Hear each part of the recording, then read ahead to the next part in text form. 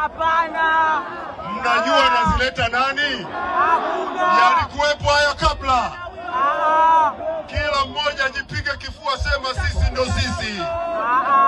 Sema sisi ndo sisi. Video ambayo unaiona hapo ni video ambayo imeshutiwa pale Dodoma, ambapo kulikuwa na event ya chuo kwa chuo ambayo inamhusu msanii Billnass Vibana, na imefanyikia maeneo ya chuo kikuu cha UDOM, huku wadhamini pia wakiwepo AFM Radio kutokea hapo Dodoma. Sasa anayezungumza hapo ni msemaji wa serikali ya Jamhuri ya Muungano wa Tanzania, Grayson Msigwa, ambapo alikuwa akifungua jukwaa hilo kuweza kupisha burudani zianze kuendelea. Na kubwa zaidi ni sauti ambazo zilisikika pale zikisema no reform no election, kitu ambacho kwa sasa kimekuwa kikizungumziwa sana, hasa kwa watu mashuhuri wakiposti picha zao au video zao, basi comment nyingi zinakuwa zimeangukia upande huo wa no reform no election. Na kitu kikubwa ambacho Grayson Msigwa alijaribu kuwaomba na kuambia kwamba wanafunzi waongeze nguvu kubwa zaidi kwenye elimu yao na sio katika vitu vingine ambavyo vinaendelea. Sasa Grayson Msigwa pia ameposti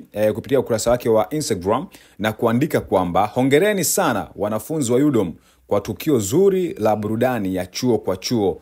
Endeleeni kusoma kwa juhudi na maarifa, na serikali itaendelea kuboresha mazingira ya elimu ya juu. Wapuuzeni wale walevi wachache waliotumwa kupiga kelele na kurekodi klipu wakati wa salamu zangu au Vibana. Sasa akaandika kudos Billnass na AFM Radio TZ kwa maandalizi mazuri. Akamalizia Grayson Msigwa.